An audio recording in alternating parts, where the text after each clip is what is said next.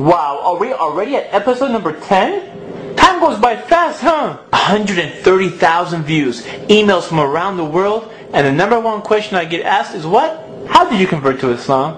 Well, it's a long story, so I'll give you the short version of it. Here it goes. Before Islam, I used to hang around with people who were into really bad stuff. I mean, really bad stuff. When I come to think of it, I didn't have the best choice of friends. Man, these guys were a bunch of characters. Here's some of the characters I remember. The con artist. Hey, Ali, how's it going, baby? How's it going? I want to ask you a quick question. That book you have in your hand, how much did you buy that for? $25. Not bad, not bad. I can sell it for 30.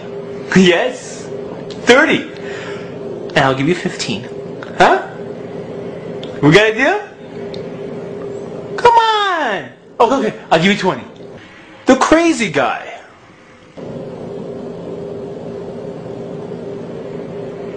What? The trash talker. So he came up to me, I was like, dude, what are you talking about, man? What are you talking about? If you got something to say it in my face. And he was like, he just looked at me like I was crazy. And I told him, man, you know what?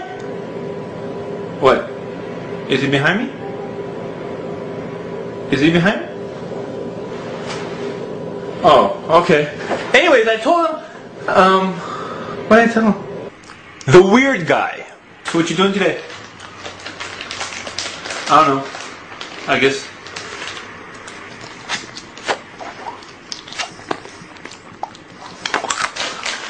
I'm sorry, did you want some? You sure? Okay. The thief. What's going on, man? Everything cool? You cool? Alright. Once I get those credit card numbers, I'll be in business.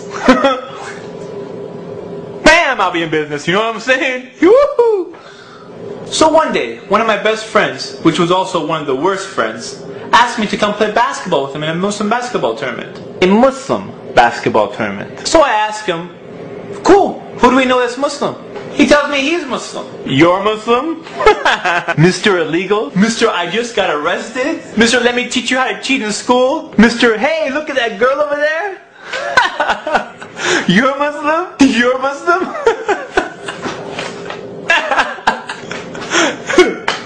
What? You serious? Okay. I'm sorry, man. I'm sorry. I'm just sorry. Okay. It's out of me. Muslim. You're not Muslim. Who are you kidding, man?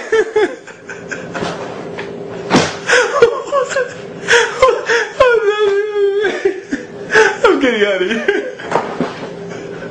I couldn't believe it. So on the other tournament, I go to his house, and all the teammates are meeting up there. But they're wearing hats that say the word Allah on it and the word Islam on it. I'm like, what? How could this be? I see these guys at school all the time. I have like no idea these guys were Muslim. Zero. With all the stuff I see these people do, I didn't think they had any association with any religion. So we went to the tournament, and when it came for time for prayer, my team walked out. Yes, they said, let's go chill outside. I'm like, chill?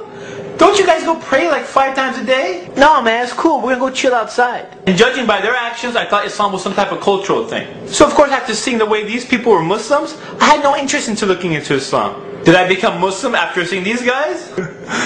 No. As time went on, I noticed more and more of my friends were getting me into trouble. I guess this is what happens when you have bad friends around you. Sometimes you don't even look for trouble, but trouble seems to find you. One guy got arrested, the other one's in trial, and bam, I get shot at. Twice. And what religion am I practicing? Nothing. I was worshipping idols. Worshipping idols. Wearing these superstition rocks around my neck, thinking that these rocks will benefit me somehow. But they didn't. I was lost in a world of jahiliyyah, a world of ignorance. Islam was never given to me, so I had no idea what it was. Eventually I realized that these idols didn't benefit me. So one day I decided to search for the truth. I told myself if I find it, I will change my life. So I started looking into different religions and different ways of life. One by one, I found errors in different religions. Each time I found an error in a religion, I would throw it out. I mean, if the religion is from the creator of all things, the one who made everything, from God the Almighty, how can I have an error in it? Or how can I accept a message that's been changed by man? Or how can God get killed or die? I didn't buy it. Or blind following some clergy guy? Someone who claims he's closer to God than the rest of us? I don't think so. Pretty soon, I start losing hope. It looked like all the religions were eliminated. Then one day, someone gives me a flyer to an Islamic camp. So I figured this would be a great time to check out the religion of Islam. Unfortunately, it was bad timing. You see, my father was in the hospital and the doctor told us he has about a few days to live. So my mother tells me we should stay here because this is the last time you'll probably see your father. So at first I decided to stay. And then, suddenly, I don't know what happened, I changed my mind. I figured there was only one religion left and I had to check out what this Islam is. So against my family's will, I decided to go. So I took my purple-haired girlfriend and we went to the Islamic camp. Purple-haired girlfriend? Dude, I told you I was lost. Anyways, when I got to the camp, I was causing a lot of problems. Let's say I was just a big troublemaker and they wanted to kick me out. Yeah, I was pretty bad. And eventually I got so tired of causing trouble, I took a break and I sat down. And I actually started listening to the lecture. It sounded very interesting. The speaker was talking about things I never heard before. I started evaluating, analyzing, questioning. And for the first time in my life, I started thinking. It was amazing. It all made sense. I told myself, if I ever find the truth, I will go after it. In less than 24 hours, I became Muslim. I told my longtime girlfriend, it's over. She was in shock. When I came home, I told my parents, I became Muslim. They were in shock. And when I told my friends I'm Muslim, I think they probably thought I went crazy. Crazy! I think the reason that the camp made such a difference is it isolated me from all the distractions you get in this life. You see, in our normal life, we're distracted with so many different things. But if you take all these distractions away, and you get a chance to actually think, and Islam is presented to you, it makes perfect sense.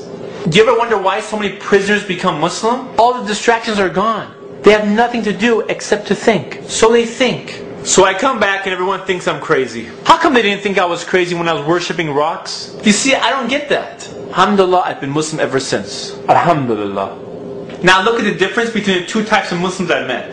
The ones I went to high school with were nothing but a bunch of characters. The ones I met at the camp were practicing Muslims. You see, both types of Muslims had an effect on me, but only one had a positive effect. The other had a negative effect. You see, when Islam was presented correctly to me, I became Muslim the next day.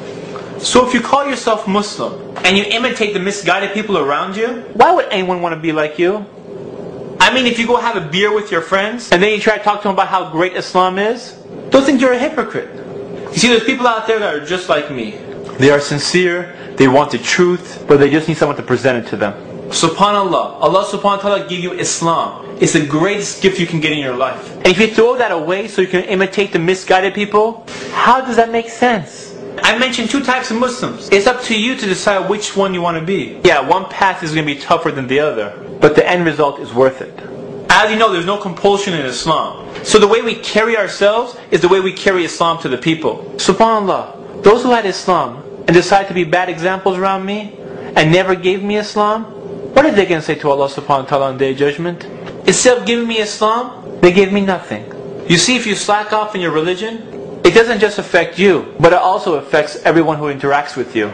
Do you know what I'm saying? No, seriously, do you know what I'm saying? I hope you do, inshallah. This is Ali reminding you just in case you forgot. This is Ali reminding you just in case you forgot.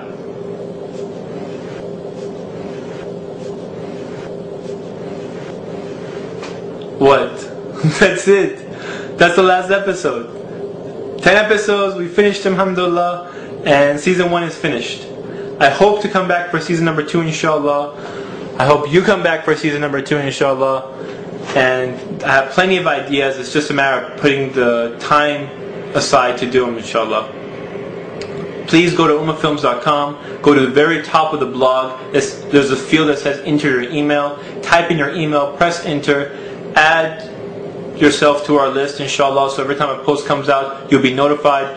When the second season comes out, inshallah, you'll also be notified, and that way, right when it comes out, you're back, inshallah. I hope you enjoyed it as much as I enjoyed it. I hope you benefited from it and not just were entertained by it. Jazakallah khair for watching, for letting others know, for your emails, and for all your comments. Assalamu alaikum. This is Ali reminding you just in case you forgot.